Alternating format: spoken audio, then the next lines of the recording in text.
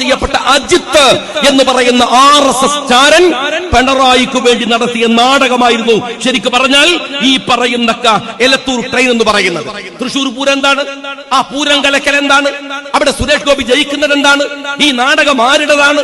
ഭരണകൂടത്തിൻ്റെതല്ലെങ്കിൽ പിന്നെ ആരുടേതാണ്? തീർച്ചയായും അവരുടേത്. കരുവന്നൂർ ബാങ്ക്, ആ കരുവന്നൂർ ബാങ്കിലേക്ക് സുരേഷ് ഗോപി നടത്തുന്ന ഒരു ജാഥങ്ങൾക്ക് ഓർമ്മയുണ്ടോ? നൊരയും പിണ്ടിയൊക്കെ വന്നിട്ട് എന്തായിരുന്നു ഗീർബാണം? കരുവന്നൂർ ബാങ്ക് അപ്പടി തിന്നാളി എന്നുള്ള നിലക്കാ പോയത്. ആ സുരേഷ് ഗോപി കേന്ദ്രമന്ത്രിയല്ലേ? ഇപ്പോ കേന്ദ്രമന്ത്രിയല്ലേ? എവിടെ നിങ്ങളുടെ ഈ കരുവന്നൂർ ബാങ്ക്? കോംപ്രമൈസ് ആയി നിങ്ങൾ ഈ പറയുന്ന ഡീപ് സ്റ്റേറ്റ് പ്രോജക്ടിന്റെ ഭാഗമായി കൊടകര ഹവാല കേസ്, കേരളം കണ്ട ഏറ്റവും വലിയ ഹവാല. പിണറായി വിജയൻ പറഞ്ഞില്ലേ, മലപ്പുറത്തുനിന്ന് പിടിച്ചാൽ മാത്രം ഹവാല ആവൂല പിണറായി വിജയ, കൊടകരയും ഹവാലയാണ്. ആ ഹവാലയെ ഒതുക്കി തീർത്തത് കേരളത്തിലെ BJP CPM സഖ്യത്തിന്റെ ഭാഗമായിട്ടാണ്. ലാവ്ലിൻ കേസ് അവിടെയും തീരുന്നില്ല. ലോകനാഥ് ബെഹ്റയെ കൊച്ചി മെട്രോയുടെ തലപ്പത്ത് റിട്ടയർ ചെയ്തു പോയിട്ടും തിരിച്ചു കൊണ്ടുവന്ന് നിർത്തിയത്, മെട്രോയുടെ അധിപനാക്കി നിർത്തിയത് രമൺ ശ്രീവാസ്തവ എന്ന് പറയുന്ന സിറാജുന്നസ വെടിവെപ്പിന്റെ സൂത്രധാരകനായ RSSകാരനെ ഒരു ഇടതുപക്ഷ മുഖ്യമന്ത്രിയുടെ പോലീസ് ഉപദേശകനായി നിർത്തിയത്.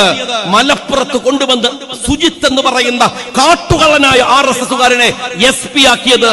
അജിത്തിനെ ഇപ്പോഴും DGP ആക്കാൻ വേണ്ടി ശുപാർശ ചെയ്യുന്നത്. ഇതൊക്കെയും ഞാൻ പറയട്ടെ, നിങ്ങൾ ചെയ്തു വച്ച ഈ പറയുന്ന കൂട്ടായ്മയുടെ ഭാഗമായിട്ടാണ്. തീരുന്നില്ല. ഹരിയാന തെരഞ്ഞെടുപ്പിനെ മുന്നിൽ വെച്ചുകൊണ്ട് ഡൽഹിയിൽ പോയി പിണറായി വിജയൻ ഹിന്ദു പത്രത്തിന് അഭിമുഖം കൊടുത്തത് ഇത് ചെറിയ കാര്യമല്ല. കർണാടക തെരഞ്ഞെടുപ്പ് അട്ടിമറിക്കാൻ എലത്തൂരിലേക്ക് ട്രെയിൻ തീവപ്പുണ്ടാക്കിയതുപോലെ ഹരിയാന തെരഞ്ഞെടുപ്പിനെ അട്ടിമറിക്കാൻ വേണ്ടി മാത്രം പിണറായി വിജയൻ ഹിന്ദുവിന് കൊടുത്ത, കേരളത്തിലെ മുസ്ലിങ്ങളെയും കേരളീയ സമൂഹത്തെയും അപമാനിക്കുന്ന സ്റ്റേറ്റ്മെന്റ് അവിടെ ഉണ്ടാക്കിയത് ഞാൻ ഈ പറയുന്ന ഡീപ് സ്റ്റേറ്റ് പ്രോജക്ടിന്റെ ഭാഗമായിട്ടാണ്. തീരുന്നില്ല. പാലക്കാട് ജയിച്ചു വരുമ്പോൾ, UDF ജയിച്ചു വരുമ്പോൾ നിങ്ങൾ വെറുതെ വായിച്ചു നോക്കൂ. BJPയുടെയും CPMന്റെയും തെരഞ്ഞെടുപ്പ് അവകാശവാദം വായിച്ചാൽ രണ്ടും എന്തേ പറയുന്നത്? ജമാഅത്തെ ഇസ്ലാമിയാണ് പാലക്കാട് ജയിപ്പിച്ചത്.